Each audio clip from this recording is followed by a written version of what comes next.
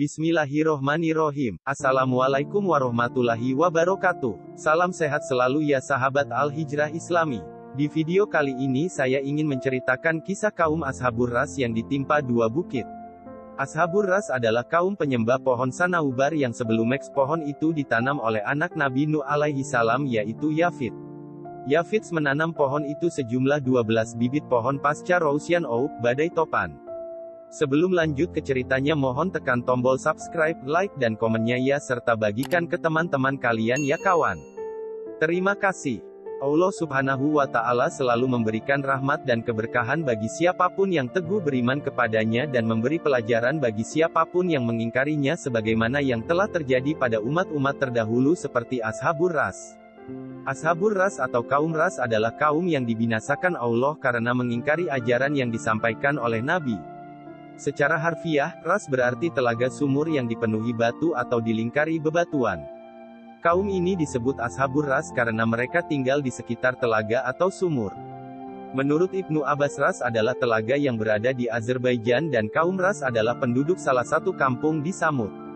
Dalam hadis yang diriwayatkan oleh Sayyidina Ali bin Abi Thalib, beliau menjelaskan bahwa Ashabur Ras adalah sebuah kaum yang menyembah pohon sanaubar dan disebut sebagai Syahdirah, Raja Pohon. Yafid bin Nuh adalah yang pertama kali menanam pohon itu pasca badai topan yang menerpa tepian sungai yang dikenal dengan sebutan Rausian Oak. Yafid menyebar 12 bibit pohon sanubar ke 12 desa di tepian sungai. Desa-desa tersebut bernama Oban, Otzar, Dai, Bahman, Isfan, Farwadin, Ordi Bahsyet, Khordat, Murdat, Tir, Mihar dan Syahriwar. Nama-nama tersebut kemudian dijadikan nama-nama bulan dalam sistem penanggalan bangsa Ajami atau bangsa Persia. Pohon yang itu tumbuh besar dan subur, para penduduk pun amat menghormati pohon tersebut. Melihat keadaan ini, setan pun berbisik pada Raja Tarous agar memerintahkan seluruh penduduk untuk menyembah pohon itu. Setan meminta raja untuk melarang kaumnya menggunakan air dari sungai di sekitar pohon sanaubar. Raja pun mengumpulkan seluruh penduduk dari 12 desa dan berkata, "Wahai pendudukku, janganlah kalian dan ternak kalian untuk minum dari sungai itu. Berikanlah kehidupan yang sempurna bagi pohon sanaubar." Setan meyakinkan kaum Ras bahwa pohon tersebut merupakan hayat al-ilahiyat, kehidupan ketuhanan, sehingga tidak diperbolehkan siapapun mengganggu kehidupan pohon itu. Dalam rangka pemujaan, kaum Ras mengadakan sebuah perayaan rutin tiap bulannya. Pada hari raya itu, mereka mempersembahkan seserahan berupa daging hewan yang dibakar.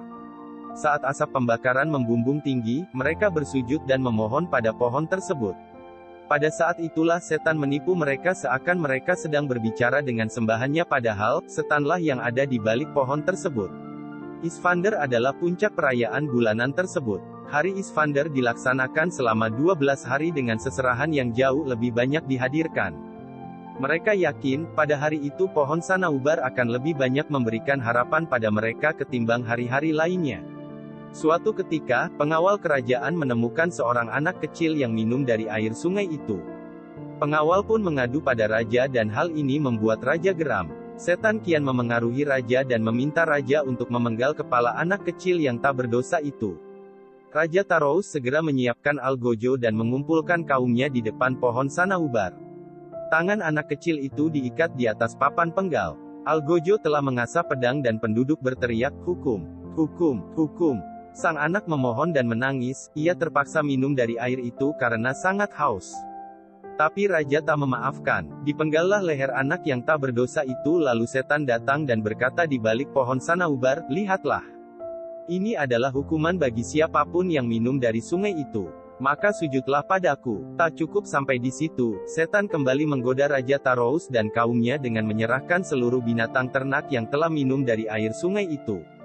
Seluruh binatang ternak itu pun disembelih dan seluruh penduduk diminta bersujud.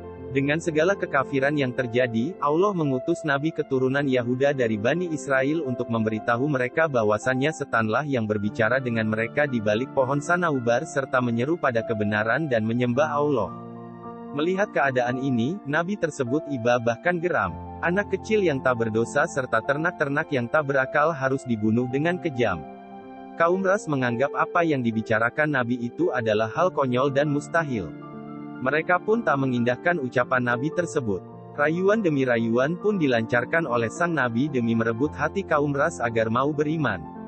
Sayangnya, usaha tersebut tak membuahkan hasil, hanya cibiran yang ia dapat dari kaum pemuja pohon itu.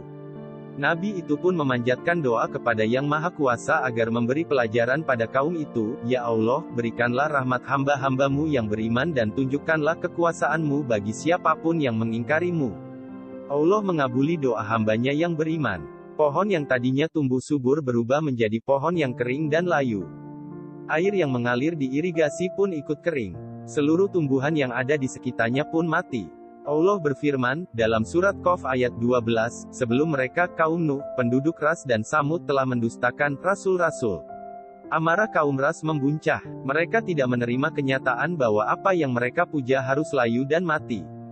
Mereka menyangka bahwa Tuhan mereka telah disihir sang nabi. Kebencian kian meradang, kaum Ras menjadi angkuh dan keras hati mereka pun merancang strategi pembunuhan atas nabi karena mereka merasa bahwa nabi tersebut telah merenggut kebahagiaan mereka selama ini.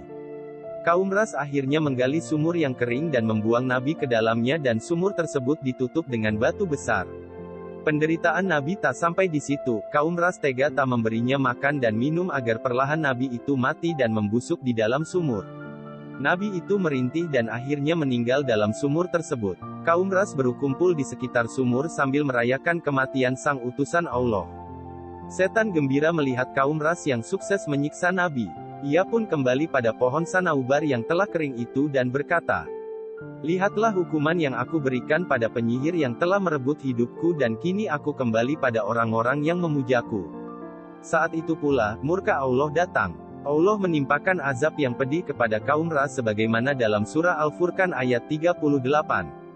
Dan kami binasakan kaum Ad dan Samud dan penduduk Ras dan banyak lagi generasi-generasi di antara kaum-kaum tersebut. Allah memindahkan Bukit Al-Harits dan Bukit Al-Huwairits dari Taif kepada mereka sehingga mereka dibenamkan di bawah kedua bukit tersebut dan tidak ada satupun rakyat dari kaum tersebut yang bertahan hidup.